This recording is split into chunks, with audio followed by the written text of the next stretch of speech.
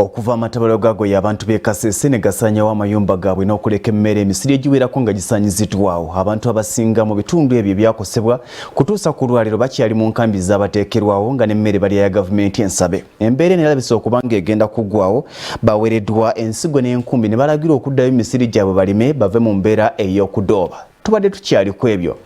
Mukono mu ssaza erya Ssaabasajja ery'Ekyaggwe basazeewo okubanga bayita mu bukulembeze obw'essaza okutumbula ebyobulimi emikono nga bagamba nti oba oliawo omwami wa Kabaka mwanaayogera banaamuwulira. Abaakosebwa amataba ag'omulundi ogw'omusanvu ate nga balala gwa 11 Kasese mu bugwanjuba bw'eggwanga bakubiriziddwa bettanira obulimi beeyimirizeewo okusinga okulinda emmere ya gavumenti. Bano baweereddwa kilo 5 eza kasooli ne kilo 5 ez'ebijanjaalo n'enkumbi emwemu buli omu bave mu bya gavumenti etuyambe. Obuyambi buno buweereddwa abo bokka abali mu nkambi nga bino bye bifo ebitongole ebyassibwawo gavumenti.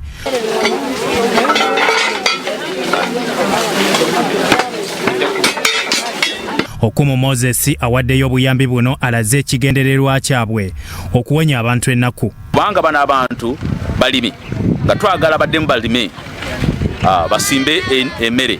Mu myezi 3 kuva kakano tulina essuubi nti bayinza okufuna emmere emala enalabira amaka gaabwe. Ebintu bino tubibala bitutaddemu ssente biwera miliyoni 10 zetwataddemu ogula ebintu bino. Bo abaganyuddwa mu nteekateeka eno basiimye ababadduukiridde nga bano kuliko Franco Onire ne Juliet Asimu abakubiriza bannaabwe obutafumba bye baweereddwa kubirya wabula babisimbe. Olabira biweho konka wasimba nibiza kuzaara biza kwana kandi otunga ebindi bikukyerako kandi tutsime kuba ntubiguza abokuba babituha tulina obusaasi bwabyo tusime okukozesa okuba tuganda. Zigenda kutuyamba zituwonye n'enjala teddamu kutuluma nga bwe badde tuluma.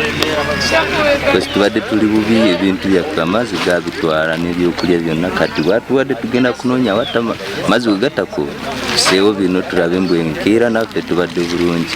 Ate yo Mukono abakulira ebyobulimi basazeewo okukozesa obukulembeze obw'essaza n'amasinzizo okutumbula obulimi ng'ensigo ez'embala baziwa ab'essaza Kyaggwe. Kano Richard Kiwanuka atuusizza enkola eno Kyaggwe alaze obukulu bw'amasaza okutumbula obulimi. Tugenda kuba basaale nnyo okulondoola ebintu bino gye bigenze ebiyise mu ssaza ne biyise mu bannaffe ab'amagombolola era temujja kutukwetamu.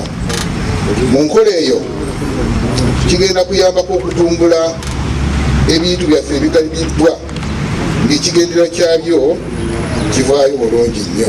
Dr. Fred Mukulu akulira ebyobulimi mu disitulikiti ey'e Mukono ategeezezza nti kino bakikoze okubunyisa ensigo ez'embala mu balimi. Otulaba nga byokola bya bulimba abaagala okukola emirimu bakola ki? Jjukirawo His Excellency agamba kisanjaye kisa hakuna mukyezo. Kati nga tukimaliriza wano tetujja kukkiriza ate kulaga nti ddala tubadde mu mukyezo. Byatumusime Gerard ne Eric Yiga, Sorot TV, Omunnyo.